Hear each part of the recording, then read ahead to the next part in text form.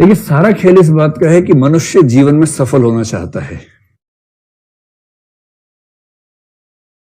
तो सब लोग चाहते हैं कि हमारे अंदर वो चीजें पैदा हो जाएं जिनसे व्यक्ति सफल होता है। और जो बच्चे स्कूल में बहुत गंभीरता से पढ़ते हैं वो इसी चक्कर में पढ़ते हैं कि इससे वो जीवन में सफल हो जाएंगे, इसी भाव से पढ़ते हैं ना। बचपन से HW ठीक से करते हैं, यहां तक कि CW भी ठीक से करते हैं स्कूल जाने के बाद, इस उम्मीद से कि आगे चल के वो बहुत सफल होंगे। लेकिन ऐसे जोक्स व्हाट्सएप पे खूब आते हैं। कल किसी ने मुझे दिखाया, एक स्वामी जी थे, वो स्पीच दे रहे थे, उनका एक वीडियो क्लिप आई थी। गंजे वाले स्वामी जी, यंग स्वामी जी हैं।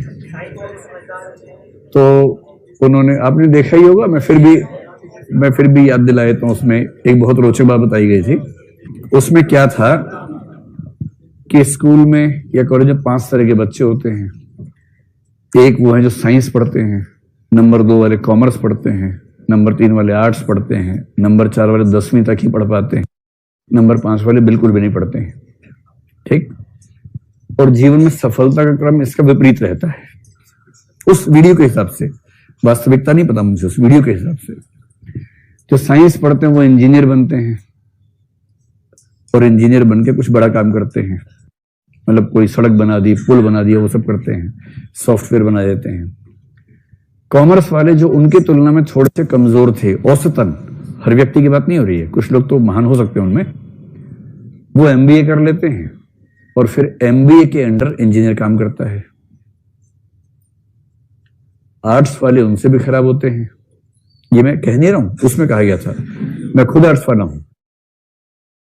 और आर्ट्स वाले IAS बन जाते हैं, IAS के अंडर MBA काम करता है और MBA के अंडर इंजीनियर काम करता है। जो 10वीं में फेल हो गए थे वो नेता बन जाते हैं, फिर नेताओं के अंडर IAS काम करता है और फिर वही चेन चलती रहती है। और जो कभी स्कूल गए ही नहीं वो स्वामी बन जाते हैं, बाबा बन जाते हैं, और बाबाओं के अंडर नेता काम करते हैं, नेताओं के अंडर IAS काम करते हैं, IAS के अंडर MBA के अंडर इंजीनियर। तो बताओ आप में से कौन कौन इंजीनियर है? लेकिन ये वो वाले इंजीनियर है जो IAS बनने वाले हैं। इसका मतलब ये 2 स्टेप और ऊपर निकल जाएंगे और उसके बाद फिर नेता वेता बनेंगे तो और बड़ी बात हो जाएगी। ये बात भी सही नहीं है ना, ये बात भी हंसी मजाक वाली बात है। लेकिन आप समाज में देखेंगे तो सच में ये कहना बड़ा मुश्किल है कि जो स्कूल में पढ़ने में सबसे अच्छे थे वो जीवन में सबसे सफल होंगे। ऐसा बिल्कुल नहीं है, ऐसा रत्ती भर नहीं है। स्कूल कॉलेज में जो पढ़ने में बहुत खराब थे उनमें से कई लोग जीवन में इतने सफल हो जाएंगे, और जो पढ़ने में बहुत अच्छे थे उनमें से कई लोग जीवन में इतने औसत रहेंगे कि आपकी एकेडमिक क्वालिफिकेशंस, आपके स्कूल कॉलेज की उपलब्धियां और आपके जीवन की सफलताओं में लिंक सीधा है नहीं। इसलिए दुनिया का हर समाज सोचता है कि हमें सफलता का लिंक समझ में आ जाए तो हम उसी पे काम करें।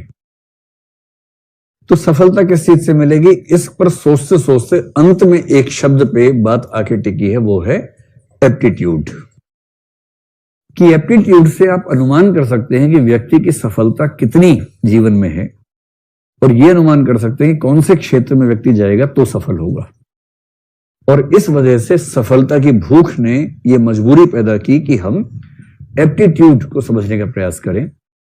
और एप्टीट्यूड क्या है?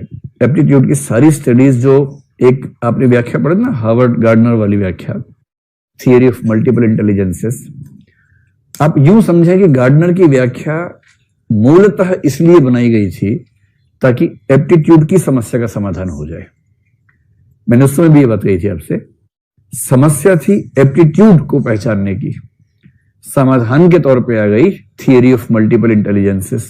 तो सबसे पहली बात, कोई आपसे पूछे एप्टीट्यूड क्या है, तो उसको बोल देना भाई 4 बातें ध्यान से सुन लो, अगर ये चारों हैं तो इसका मतलब ये एप्टीट्यूड है। आपके नोट्स में बहुत स्पष्ट रूप में इसके बारे में वर्णन किया हुआ है।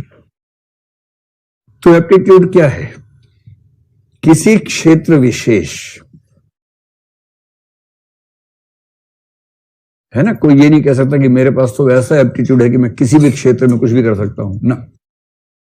किसी क्षेत्र विशेष या क्षेत्रों का समूह भी हो सकता है कि आप इन 2-3 क्षेत्रों में आप अच्छा काम कर सकते हैं, ऐसा हो सकता है। किसी क्षेत्र विशेष में यदि प्रशिक्षण दिया जाए,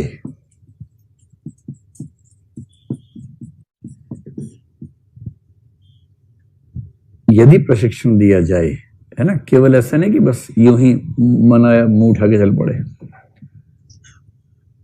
तो उस क्षेत्र विशेष का कौशल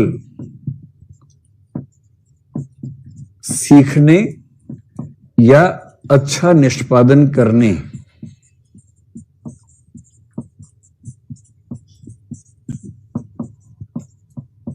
की प्रबल संभावना, गारंटी इसके बाद भी नहीं होती है, प्रबल संभावना होती है।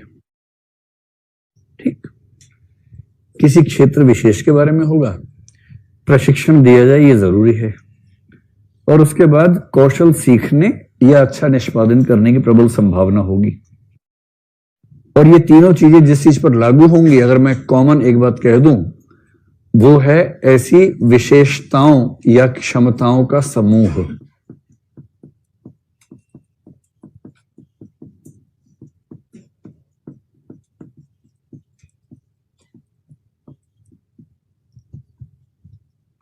अब ये बात पूरी हो गई।